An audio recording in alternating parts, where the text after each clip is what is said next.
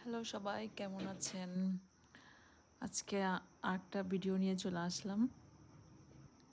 তো ওদিনে হচ্ছে মেজবানের মাংস খেয়ে খুব ঝাল ঝাল মাংস খেতে ইচ্ছা করছিল এই সপ্তাহে। তো আমি গতকালকে হচ্ছে গিলা কলিজা কিনেছি। চিন্তা করলাম বাসায় হচ্ছে বুটের ডাল আছে, এটা দিয়ে একটু ঝাল ঝাল করে মেজবানের মতো করে বুটের ডালটা রান্না করি।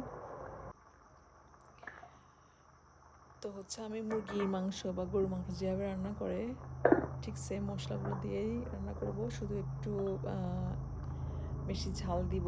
এখানে আসার পরে আসলে ঝাল খাওয়া কমে গেছে অনেক, কিন্তু ওদিনে মেজবানের মাংসটা খেয়ে আসলে ভালো লেগেছে, তাই আজকে একটু ঝাল দিয়ে ট্রাই করব। তো এখানে আমি ধনিয়া, জিরা, মরিচ, হলুদ সবই দিয়েছি।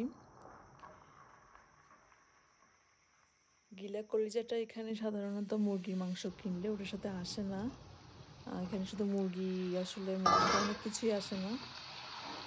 তো গিলা কলিজাটা আমার আলাদা করে কেনা লাগে।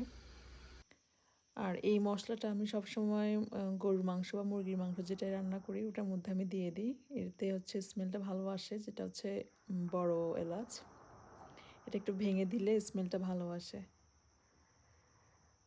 তো এটা ভালো করে কষানোর পরে পানি দিয়ে ফেলেছি।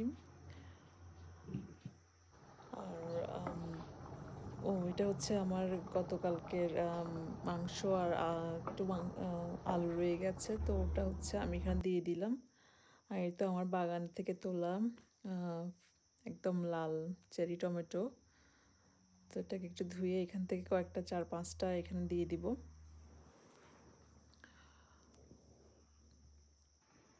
এই টমেটোগুলো ফ্রেশ কিন্তু একটু টক, বাট মাংসে দিলে আসলে বোঝা যায় না টকটা, কিন্তু খেতে খারাপ লাগে না। তো আমার মাংস রান্না হয়ে গেছে। তো আমি হচ্ছে ঠান্ডা ভাত দিয়ে এটা খাবো, কিন্তু আজকে বেশ গরম। ঠান্ডা ভাত দিয়ে এই গরম গরম ঝাল মেজবানের ডাল, বুটের ডালের তরকারি খেতে ভালো লাগবে আশা করি।